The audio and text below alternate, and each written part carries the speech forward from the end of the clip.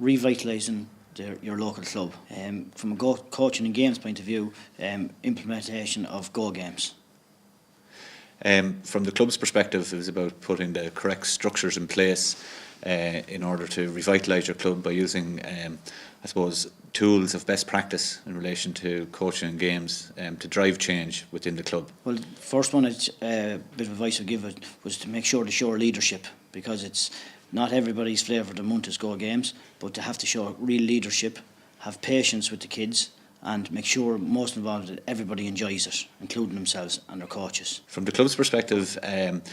I think it again requires leadership from the top level to ensure that the club is implementing best practice in relation to coaching and games. And if that takes the form of having to restructure the club as appropriate in order to educate both administrators and coaches, I think steps should be taken in that regard. I think maybe for too long our clubs, from a legacy point of view, year on year continue to retain the same structures, whilst going forward they may not be appropriate, and sometimes it's useful to examine how we actually run our affairs. At a particular point in time, I suppose, towards the last end of the last decade, we found ourselves where we required a restructure that we felt we weren't set up to fully realise our potential, and therefore we went through a club planning process that involved a complete restructuring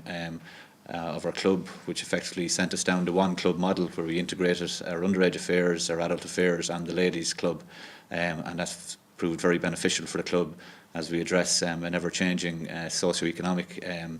changes in our community. First, we set up, as the restructuring, we set up a committee coaching and games, which was solely was responsible for looking after the coaching and games in the club. And out of that became Cool Red's nursery, a nursery for kids between 4 and 8, which has been a springboard for our under 8, for the GAA Games, from under 8 to under 12, and has been a huge success between gaining numbers out of that group to come into under 10, and it has improved the club from fundraising, from the feel-good factor around the town, but not most importantly, the skill levels of the kids coming out of the nursery into the under 10 when they're away from the nursery, and it has revitalised the club from a feel-good factor, as I said, but also from the skill levels of the kids and the interest and the love of GAA.